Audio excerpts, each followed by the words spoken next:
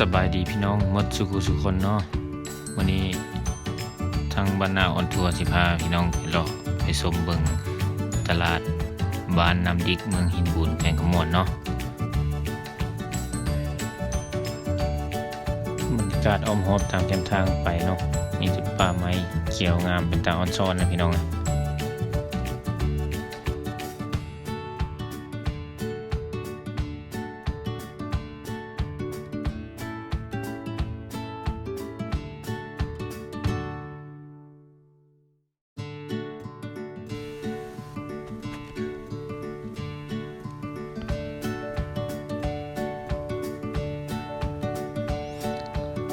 ตลาดแห่งนี้ตั้งอยู่ทางเลขที่13เนาะแคมทางเลขที่13อยู่ที่บ้านน้ำดิกเนาะยังเป็นตลาดชุมชนเนาะตลาดท้องถิ่นของชาวบ้านน้ำดิกนี้อยู่ในนี้จะมีอาหารท้องถิ่นที่หลากหลายเนาะจังได๋เราจะพาเข้าไปเบิ่งว่ามันมีอาหารอย่างแน่ในยามนี้เนาะ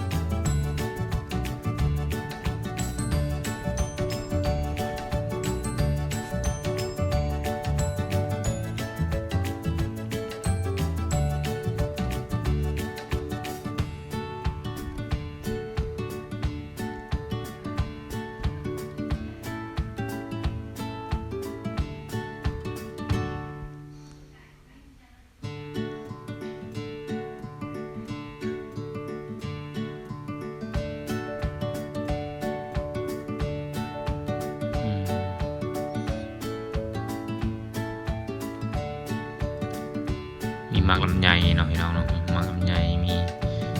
มะคอเป็นตาแซ่บเนาะ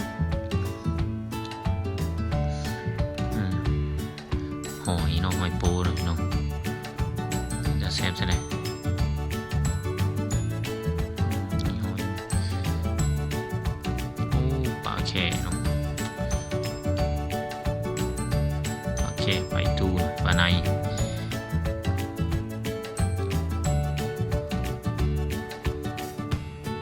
ครับเราเบิ่งข้างในเรามีอย่าง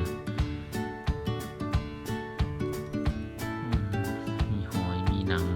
เค็มเนาะ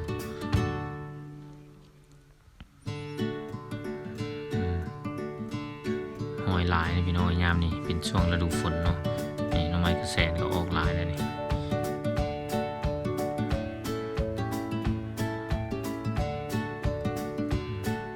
หน่อไม้กระแสนมีปลาตัวบางใหญ่เนาะเอาไปก้อยได้เนาะ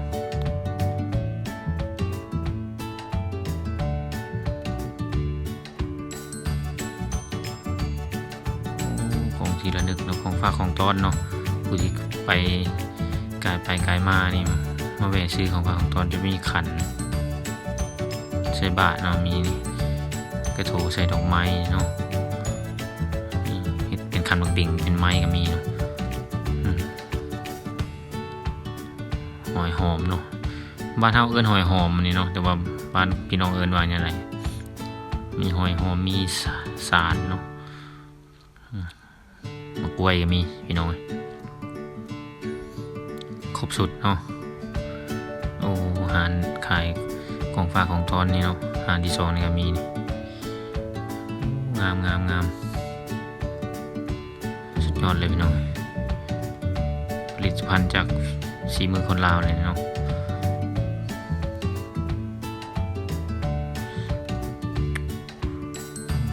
เป็นขันใส่บาทเนาะตัวที่จับอยู่นี่มันกระถูใส่ดอกไม้เนาะ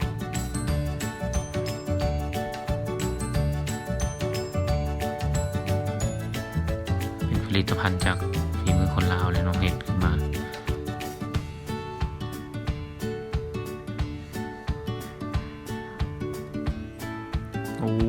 หมักไปต้มบานเนาะหมักยำนี่มีแต่หอยเนาะพี่น้องยำนี่เนาะหอยหอมเนาะส่วนใหญ่เอาไปก้อยเนาะก้อยยำนี่คักได้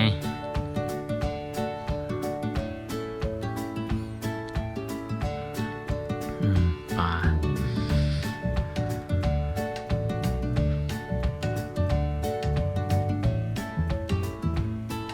หอยหอมเนาะ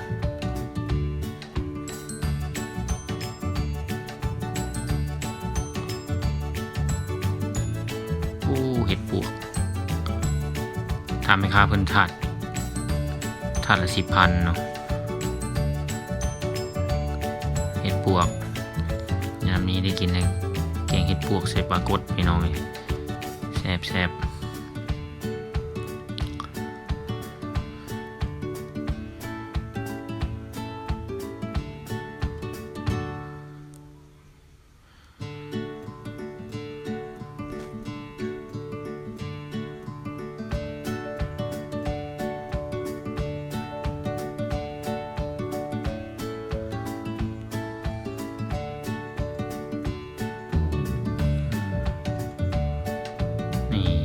หน่อไม้เผานี่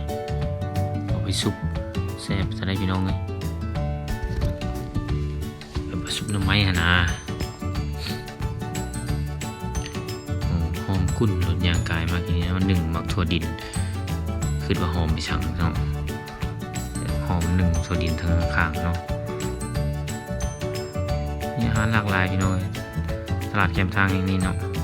เป็นที่สนใจดีหน่อไม้กระแสนในยามนี้แซ่บเลยแกงหน่อไม้กระแสนเนาะหน่อไม้กระแสนมีเฉพาะแกงกระมวลเด้อพี่น้องเลยส่วนลายมีลายที่สุดเลยแกงกระมวลเนาะป่าเนี่ยก็จะเป็นป่าน้ำโขงเนาะเพราะว่าบ้านนี้ก็มันจะมีน้ำประกันน้ำโขงเนาะส่วนลาย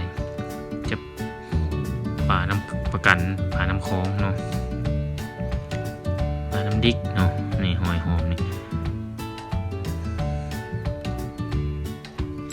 หอยหอมนี่เอามากอยมายำแซ่บเลย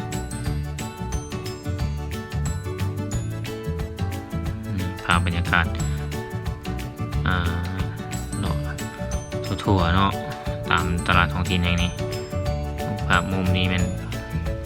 แม่เบิ่งนี่มีอาหารที่หลากหลายเนาะส่วนหลายคนกายไปกายมามักแหวบ้านเนี่ยนี่เป็นเบาสีดำเลยมันต้นอย่างต้นผักหวานเด้อพี่น้องกายไปกายมาก็ไปซื้อซอยเพิ่นเนี่ยว่าโอ้ไปต้มหวานนี่เนาะนี่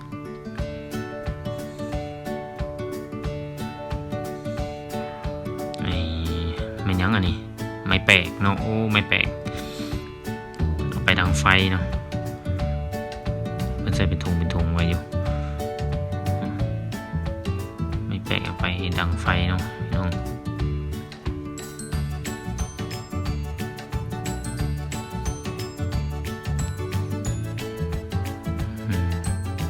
มีปิ้งกล้วยเนาะปิ้งมันมื้อนี้บรรดาออนทัวร์ก็ได้ซื้อหอยหอมเนาะเอามือยำกินแรงเนาะพี่น้องอยู่นี่เพิ่นขายถึกอยู่2 โล 35,000เนาะ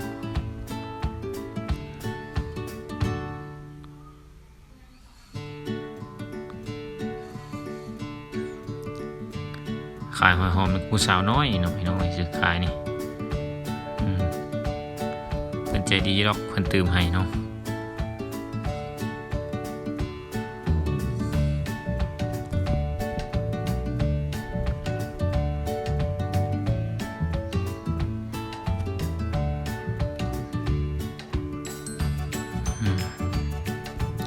ขายหน่อไม้นี่ไม่ค้าขายหน่อไม้นี่ก็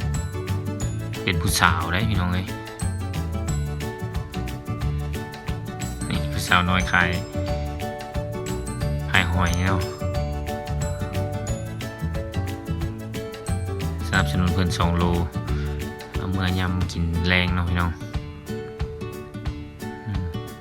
ภาพบรรยากาศด้านหน้าของตลาดเนาะที่วันนี้มี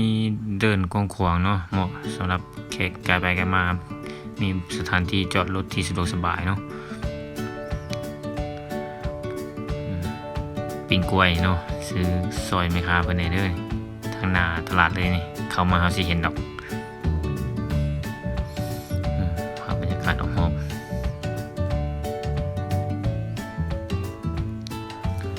สถานที่จอดรถกว้างๆเนาะพี่น้องเนาะ